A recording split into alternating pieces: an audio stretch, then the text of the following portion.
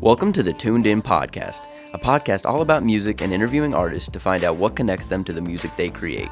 Hosted by myself, Nick Brohall. I have a passion for music and want to get artist stories out there to connect people to the thing I love most, music. Hey everyone, what's going on? This is the third episode of Tuned In. As you know, this is the podcast all about music and everything related to that. For my next guest today, it is someone that's got a platinum song with We the Kings, 8 songs out with over 247,000 streams. It is our own local and gets to work with us as a wonderful social media manager, Elena Coats. Thanks for having me. Yep. So to start it off, we kind of talked about this before, but I wanted to kind of get a rundown of your story and how you got into music and how getting into a platinum song with We the Kings even happened. Well, so I come from a pretty musical family, so that's been a really strong influence in my life ever since I was really young. I have some family members that play instruments as well, so I was really young, like 4 years old when I started singing, and my mom kind of noticed that I had a talent for it, and once I got a little older, I got into piano lessons, guitar lessons, voice lessons. And around like 12 years old, I started playing around town, anywhere that would have me, honestly. Started writing my own music, and by the time I got to high school, I just knew that that's what I wanted to do for my career and do for the rest of my life. That's the only thing that I've known for sure, like music is what I want to do. So my mom and I packed up, and we basically moved to Los Angeles my sophomore year of high school. So I switched to online school and was out there working and trying to make this a career, and it's been a long process. I'm obviously not in high school anymore, so it's been a little while. But it takes a long time, and it takes a lot of hard work, and it's so competitive, especially in Los Angeles, because there are so many talented people there trying to do exactly the same thing you are trying to do. But yeah, it's come a long way, and I'm really proud of where I've gotten so far and my work with We the Kings. I met Travis through a mutual friend, just really randomly, and she was like, she heard my music and she was like, I have to show this to my friend. You know Travis Clark from We the Kings? I was like, of course. Like, I'm a big fan of We the Kings. I've listened to all of their songs. We've gotten my mom their CD for Christmas before. Like yeah, of course. So we met the next day, and we just kind of had a jam sesh, and he listened to some of my music, and so he invited me out to perform with him at the House of Blues because they were on tour. So I performed at the Sunset House of Blues and the Anaheim House of Blues with them. I sang their song that they have with Demi Lovato. And after that, like a couple weeks later, he asked me to be on Sad Song, and it's gone so far from there. That was a long time ago. Yeah, so going off of that, we were talking before about how that song was released in 2013, so 6 years ago. You were 16 back then? You know, I can't do simple math, but yeah. So about 16, and then you said about it didn't even really take off until about 2016, where I was getting radio plays, getting more, and then is 2016 when it went gold? You know, I'm pretty sure it went gold it was either 2017 or 2018. Yeah, I'm pretty sure I got my record in 2018. Oh, okay. Mm-hmm. And so now, as recently, you just went platinum with that song. So yeah, that's crazy to hear. How was it to feel knowing that you're on a platinum song? It's crazy, actually. It's a little crazy because I don't feel like my life has really changed in a big way. It's obviously my career has progressed so much because of it, and the streams and the fans that I have are really due to my work with We the Kings. A lot of that has come from that. So it's progressed in that way, but my life hasn't really changed, and I haven't really changed, so it doesn't really feel like I have a platinum song. But it's really cool, especially I don't have the plaque yet, but I have the gold one hanging up in my room, and anytime I'm like trying to write a song or I'm just down on myself, I just look at it and I'm like, it could be worse. It could be worse. This is pretty good. Yeah, definitely. And after that, you guys, obviously you and We the Kings have a good relationship. talked about it. They came over to your house for Thanksgiving. And is that when they told you that you had the platinum song? Yeah, honestly, I didn't even know before then. And then Charles kind of mentioned it. He was like, how do you feel about being a platinum recording artist? I was like, hold on, what? Platinum? Like, oh yeah, I've got the gold record. He's like, no, platinum. Like, oh, okay. So, and yeah, Travis told me all that. So 1 million sales, like that is crazy. Yeah. Definitely crazy. Do people like your friends, did they start viewing you differently after you got We the Kings, like, and you were on a song with We the Kings and you got a gold record and now platinum? Like, how does it correlate? Because we're, I guess, both from smaller areas of in Idaho. So, I mean, being someone that's on a song with We the Kings and then having a platinum song, like, that's got to change things, right? Like, how does everyone around you take it? Honestly, I don't feel like anybody treats me any differently, which is really nice. That's good. Yeah, I've got a pretty small group of really close friends, and so we've been friends since we were kids, so nothing has really changed, which is nice. I mean, there are a couple times when people that you weren't really friends with kind of come out of the woodwork a little bit. But no, my really close friends, like, we've always stayed the same, and it's always been good. No one's ever treated me differently or had any negative, feelings, because sometimes that can be a thing. Yeah, jealousy of your success. Yeah, everybody's been really supportive, so that's been awesome. That's good to hear that you got a close friend. It's always good to have those people around you, especially when you're going into something like that. And then was it after you had the song with We the Kings that you released your music, started releasing your singles out? Yeah, I did have a song out when Sad Song came out. I released a song called Thunder, and some like OG fans will know because I went to a show and I sang it, and some girl in the front row knew all the words, and I was wow. Oh my gosh, thank you. But it's not up anymore, so if you have it, you're the only ones that'll probably ever have it. But later on, We the Kings, when Sad Song started to kind of blow up, because it took a little while. It was released in 2013, and 2016 is when it really started to kind of gain that traction and was starting to be played on radio stations and Sirius XM. And Travis from We the Kings asked me to go on tour with them. So I was like, okay, I need to figure out my sound. I need to figure out, all of this stuff before I go on tour. I want people to have something to listen to. So I had taken down Thunder because it was just a little bit dated. Wasn't really where I was at that time. I've evolved quite a bit over my course of, this music exploration. And so my style has changed a little bit. But 2016, right before I went on tour, I released 3 songs, Low Key, Queen, and Vibe, I believe, yeah. And yeah, so I got to perform those on tour and see the crowd's reaction to those and see which ones people liked best. And so that was really helpful and fun. And, it's fun to see people have like a positive reaction to the art that you're making. So yeah, that's always good.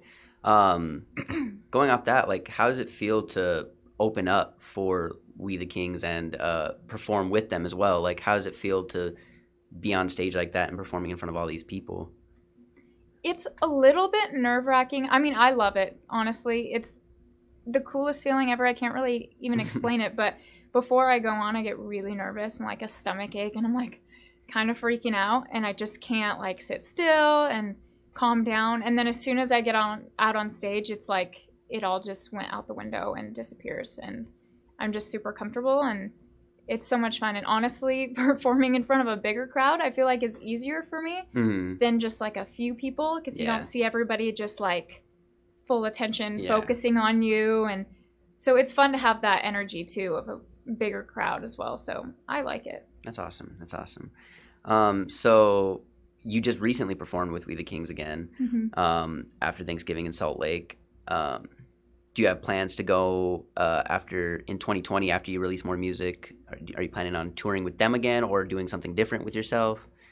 I would love to. I mean, any opportunity to tour would be amazing, especially with the band too, because they're so much fun. And honestly, 2016, that's the first tour that I've ever done. So they made me feel super comfortable, and everyone just treats you like family. And so I was really fortunate for that to be my first experience. So I would love to go on tour with them again. I'm sure sometime in the future that'll happen. I'd love to go on a tour of my own as well. I'm planning on releasing an EP in 2020, so I've been working on that, and so we'll see what comes along with that once that gets released. Nice. So with this new EP that you're working on, planning to release in 2020, do you have like a set time of the year you want to release that? You know, I don't have a set date yet. 2020 for sure. I mean, 2019 is almost over. Yeah. But you know, I'm just really excited, but I want to make sure it's so special to me, honestly. The songs really, I just really think they're good. And it's hard because, you know, I've released songs before and I'm like, well, I like this song, but I don't know. Somebody else might not like this song. But for some reason, this collection of songs, I just feel really confident about. So I want to make sure that it's, you know, it's special and that everything is absolutely perfect and I have everything, you know, together for it, because I don't want to just release it and be like, hey, I guess we'll see what happens. I want to have a plan and make sure something comes of it, because I really think that these songs are worth it. So from those songs that you're releasing now, do you feel like you found like your sound now comparatively to, I know you said you felt like Thunder didn't match up with how you were now. Are these songs similar to what you were putting out before, or kind of like are you trying to go for something new, or are you kind of staying along the same path and feel really good about these ones compared to the other ones? They're similar to the stuff that I have out now. They're definitely that same kind of style and genre for sure, but I feel like it's evolved in the writing sense. Really just, they're more about my story, honestly, and so I think that's why I have so much more of like a personal connection to them. So it's in that same kind of realm and style, but I think that they're pretty relevant right now. And you know, it's easy for you to release a song and then a few months later, a year later, it's not really relevant anymore because, you know, it was just something that was at that time, you know, that was popular. But I really feel like these songs have stood the test of time so far. A couple of them are a little bit older that I wrote a while ago. So for them to still hold up right now, I think is really cool. And so I just think that they're a unique sound. You know, I pull from different genres and different eras of music. I'm really versed in all that, really have a broad musical range, I would say, you know, what I listen to. So I like to pull from different things to incorporate into my music. Yeah. So going off of kind of progressing with your music and whatnot, I know you, like you said before, it's been a while since you've released music. How was it, you know, releasing music and then not really doing it for a while? Like, did you do stuff like in the meantime? Like, was it just recording those songs, or did you do other stuff other than obviously recording and or going out to perform with We the Kings? But what else did you kind of like do in the meantime? You know, I got to a point, I mean, it's been so many years that I've been at this, really. I kind of got to a point where I got a little bit burnt out, and so I was like, okay, I need to take a step back and really focus on what I want to create, and just really make it, you know, my own and make it special again and not something that I have to do. So I think it was a good time for me to, you know, take a step back and reflect and really just get back into it in a better mindset. So yeah, I've just been, you know, living life in the meantime, but I'm always writing and practicing, and, you know, I play the piano a lot lately, and so I've been really kind of honing my craft and learning, and I think that that's helped me so much and helped me progress, and I think it shows in these songs that I'm going to release. That's awesome. How many instruments can you actually play? I play the piano, the guitar, and I sing. So not very many, but I'd like to say I could like pick up another instrument and it'd be easy, but they're all so different that I guess I play a little bit of ukulele, but that's not like a big instrument that I usually play. But it's usually guitar or piano. That's what I use to write my songs for the most part. Okay. So I'm going to kind of go back a little bit to ask you, I know you said you moved out to Los Angeles. Obviously, you're back in Twin Falls right now. What made you decide to leave that life in LA and come back to Twin Falls instead of stay out there after, you know, you had a song with Right. We the Kings and things seemed to be picking up? What made you decide to come back? I mean, so basically when I went out to Los Angeles, it was a back and forth thing. So I didn't live out there all the time, but we had an apartment, and I was doing school online. And actually, senior year, I went to a school in California, so I was pretty much there for the most part during that time. But it was just so much back and forth, and luckily my sister lived out there, and my mom went with me, so that was a lot of fun, and it was good to be around family. But I also missed the family that I had back at home, my dad and my brothers, and so that was a struggle for me for a while. And I think it just got to a point where I needed to pick a place to, you know, land for a while and take a break. And actually, one of the songs on my EP was, it's kind of about, it is about a moment of frustration that I had with just Los Angeles in general. I got to the point where I just didn't even like it anymore and was like, I'm over this, you know, I don't want to be here anymore. And I always wanted to continue doing music, of course, but it's just, it's a very competitive place. And it's hard when you're like, okay, you see things happening and then it kind of happens, and then, you know, somebody says they'll do something for you and then doesn't, and it's just a really back and forth thing. And the song that I wrote, it's called Famous. It's going to be on my new EP. It kind of is a reflection of that. I honestly wrote it in like 30 minutes and was just sat down at the keyboard, and I don't even know where it came from. So those are my favorite songs, honestly. But so that is a little bit of a reflection of where I was at with that and why I kind of decided to come back home for a while. And it's an interesting thing because everybody from home was leaving at the time that I was coming back, because I spent most of high school away from home. So then I came back and all my friends were going to college and leaving, and I was like, hey, I'm back, guys. But yeah, I think it's been good for me to kind of go back to my roots and just, you know, be with family and reconnect with, you know, who I am and where I'm from, and just really channel that for now. And I like it. So awesome. So as we've talked about before, you just recently posted your 2019 recap of your Spotify. Yeah. And I mentioned it in the beginning intro, 200, and I think, did I say 70 or 17? Something like that. Yeah. I should know. 1,000. Yeah.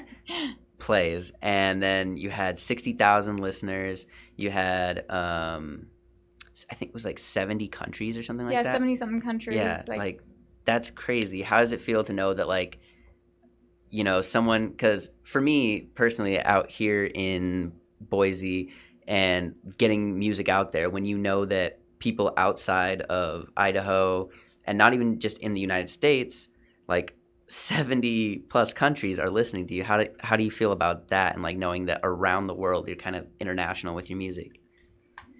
It's really crazy. I mean, I don't think about it often, but then I see numbers like that, and Spotify does the year wrapped thing, and I'm like, oh, yeah, that's actually kind of wild. I think the biggest increase in listeners was like Indonesia.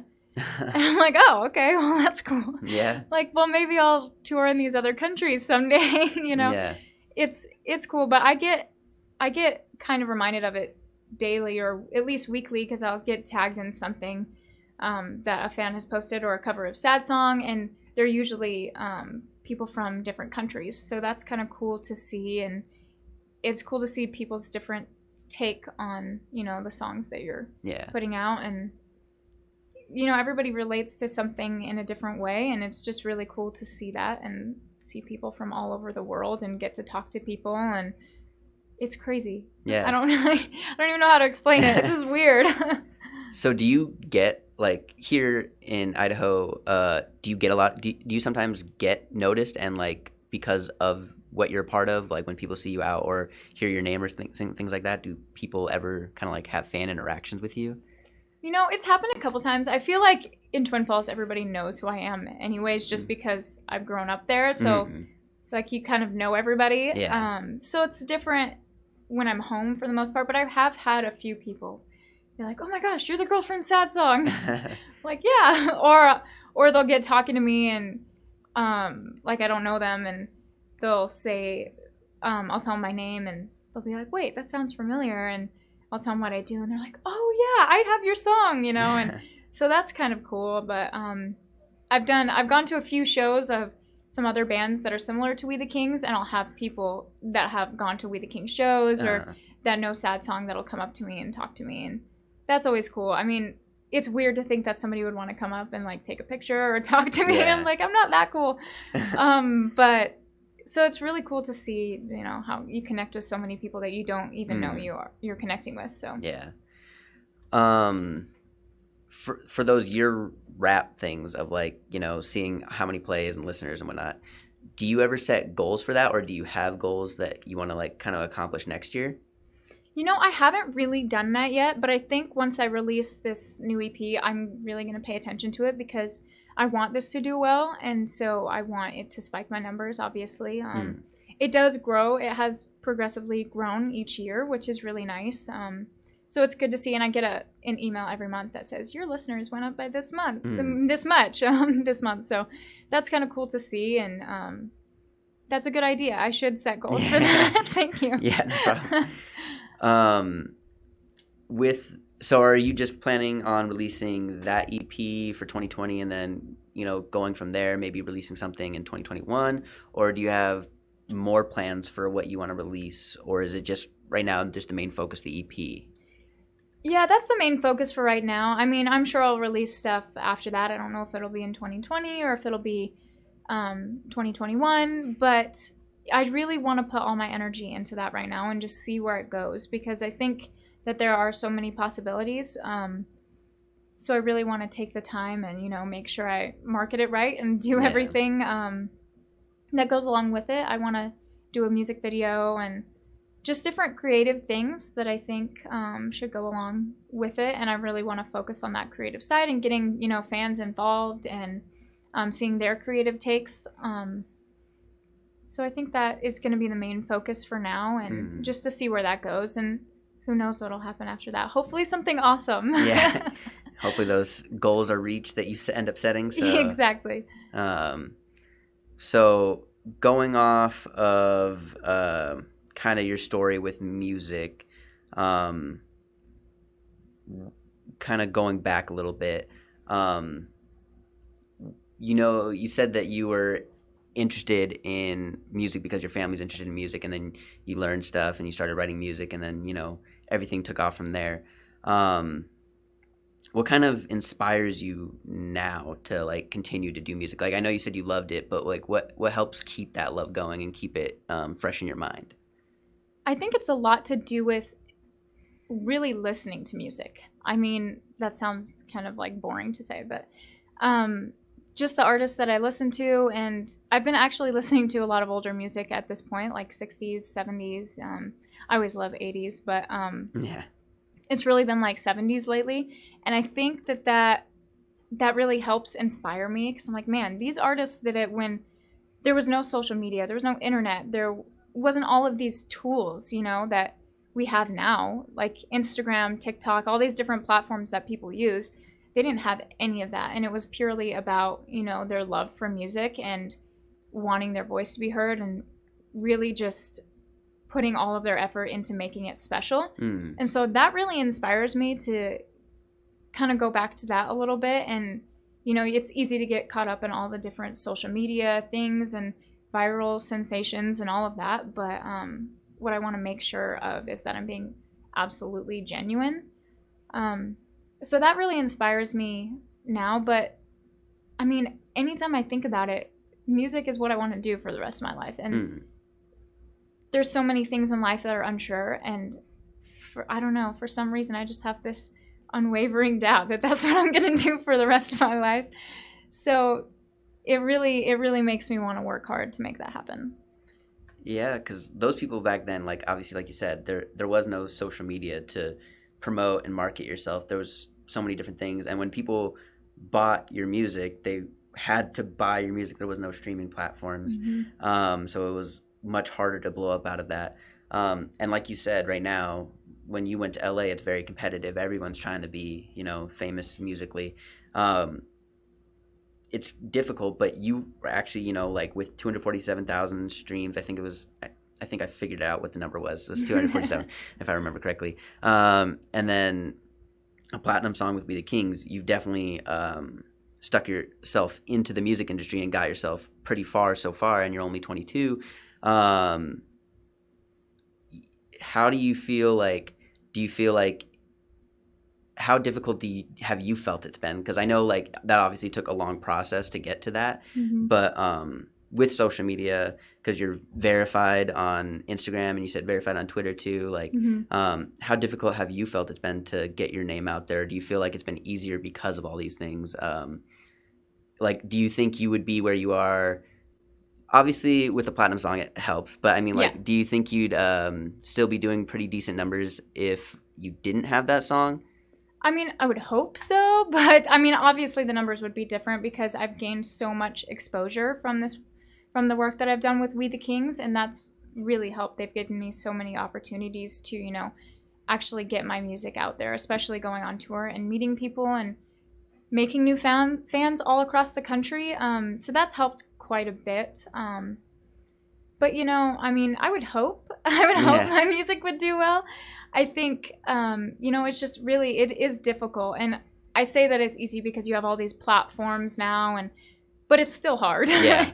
It's not everybody can be a viral sensation, and when somebody does, it's like, man, well, that was so easy. Why can't? How does that happen? How do you do that? But it takes time and effort and work, and somebody comes out of nowhere and it's like, oh, they're an overnight sensation, but really they're not. They've been probably working at it for like 10 years. So it is difficult in that sense, and it's weird because all of the stuff with We the Kings I feel like came really easily, which is weird because it just happened through a random coincidence and somebody that we honestly never even saw ever again. And so it just was really random, and it just kind of like feels like it fell in my lap, but it didn't, because I was there actively putting in the work, actively going out and meeting people, and promoting myself in that way, networking. And if I wouldn't have met this person who led me to this person who led me to that person, I wouldn't have met Travis and wouldn't be where I am today. So you really do have to put in the time and the effort. And that makes sense.